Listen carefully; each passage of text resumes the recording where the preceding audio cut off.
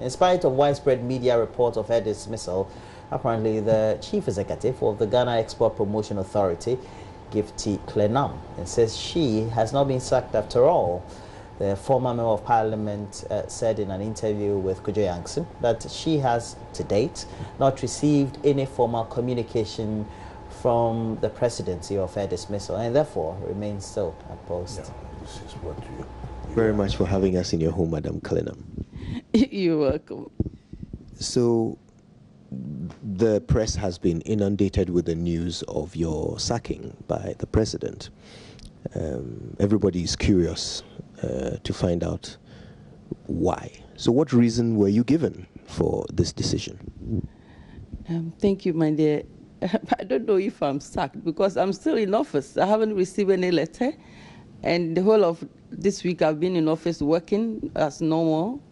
So I don't know where that news came from. But so long as I'm concerned, I haven't received any letter from the president and I'm working. That's interesting. So you haven't actually been sacked, if I'm to be honest. The presidency has not communicated to you that your position has been terminated? No, sir. Have you attempted to reach them since you heard of the press stories? Yes. Thursday, the chief of staff called me and we went to have a conversation as a mother and a daughter. And so that's it. But nobody has given me any letter to that effect. So did the chief of staff say that you have been sacked? No, she didn't say that. That's very interesting. Well, I don't have any letter, you know.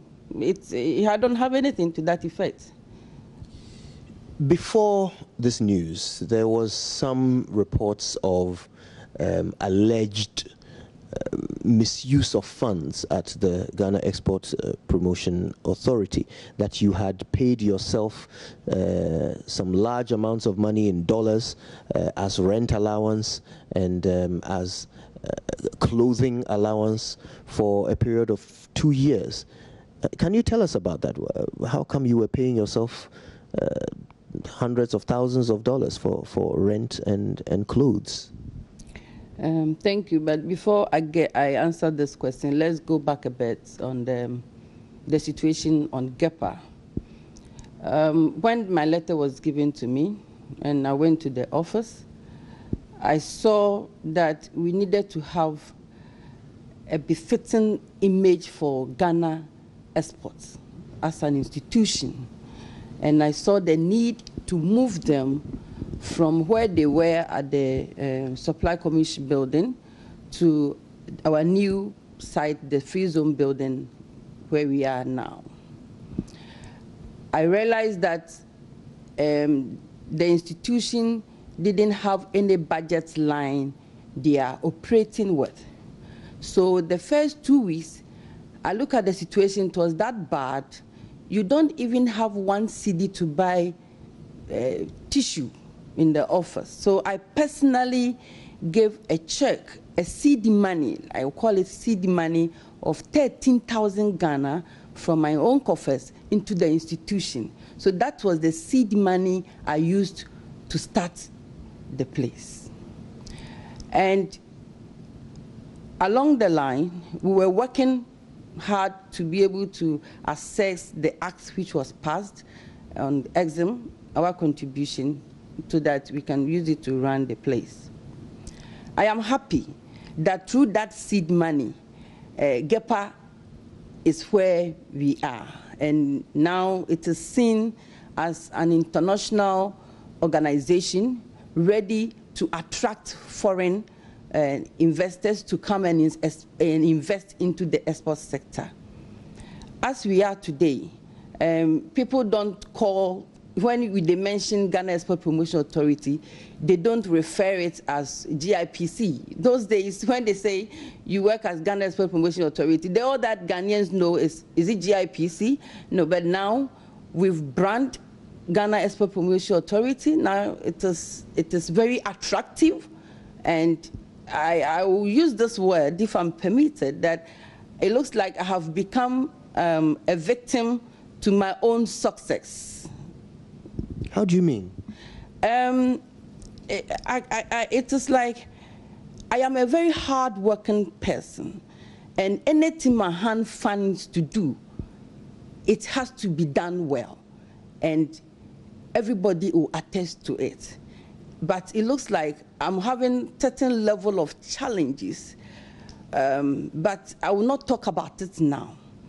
There are a lot that I might not be able to point out today, because the president appointed me, and I give him the highest respect. I give the party the highest respect, and I give the government. It is a very young government.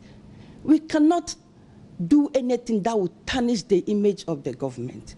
So for me, if you care, the reason why when this publication was out there, I haven't spoken, is because I see the government as a very young government. It is very fragile. We cannot destroy it. It's taking us so much time, strength to get us where we are, and we must uphold it with dignity. And that is why I haven't spoken. It is not like what you saw in the media alluding to me is true. None of it is true. And I will encourage you personally that come to the office on Monday or whatever.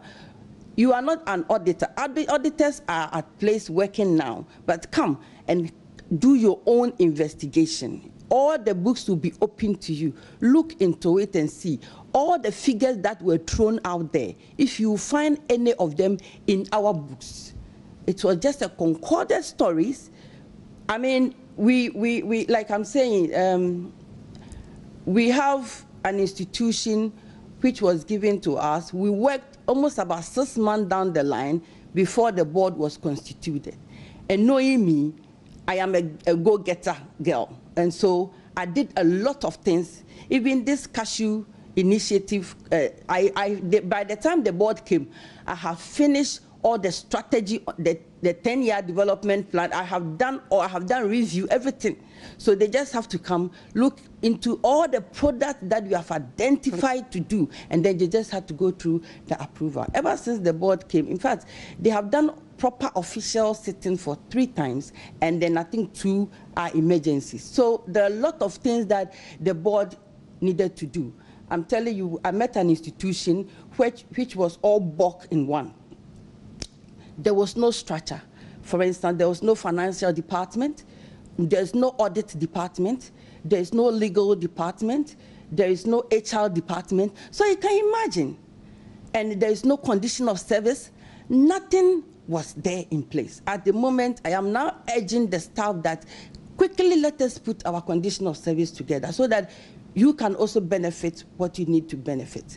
As I speak to you, every other thing we have done in that office is just, and of course, I have not worked in the civil servant before, and so we just have to do consultation. How much is this institution taking? How much is this one taking? Then we look at it. Even my salary, I had to go to the minister. The minister had to wait for the board, doing all kinds of. So if you look into the books, you see that my salary has changed over and over. It's like we're waiting to see how much I am due. How much did they settle on in the end? 26,000 a month? A month, yes. So let's clarify the situation with the accusation, the allegations that are out there. It said that you collected $132,000, or that about 580,000 Ghana cedis for house rent for 2 years. Okay. Is that correct? It is not correct, and it's very sad. The gentleman who picked those information from my office, which I can anyway, I have promised myself I will not mention names, but I want to stick to You that. know who put the story out there? Yes, everybody in the government know, including the chief of staff. They all know who put the information there.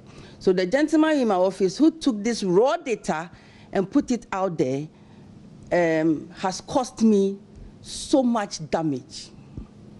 It's painful, but I leave it to God.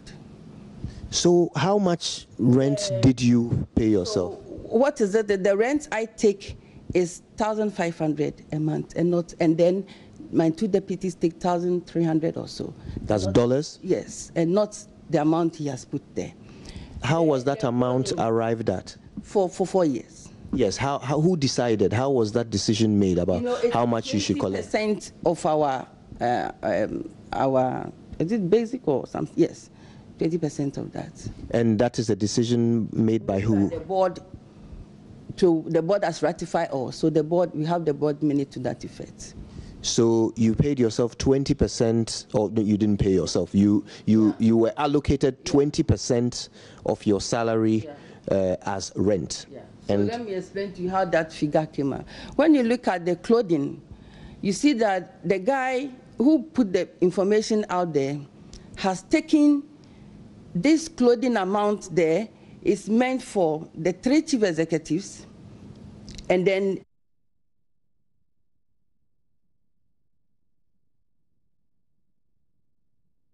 put all together on my name. But when you come into the books, you see that this amount of money is for, I think, 5 or 6 people, which the one who put the information out there himself also benefited from this. And even the rent, the one who put the information out there also benefited from 4 bedrooms, which he didn't put there. Is this person a chief director or a deputy? Who is this benefiting from clothing and rent? My dear, I said he's in my office. I have decided not to mention names, but I'm holding on to a lot of information, which I will not share with you today, because I haven't met my president yet. And with all due respect, he hasn't met me on this allegation. He's yet to meet me and ask me my side of the story.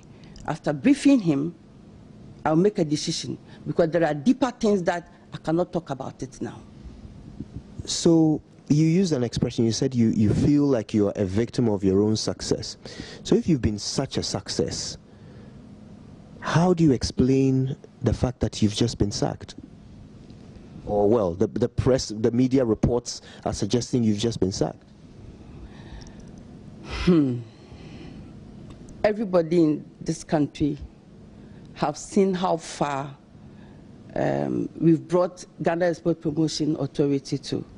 So I don't even need to say that I mean, it is out there. It's clear for everybody to see that within this short tenure in office, and I thank the president for giving me the opportunity, we've been able to lift the face of the export sector to this level.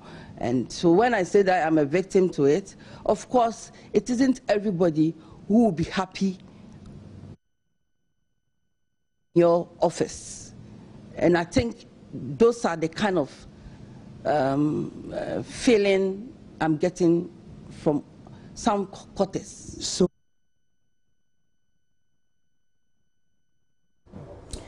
Well, interviewing her from her quarter was Koji Yankson, who is celebrating his birthday. Good morning to you, bro.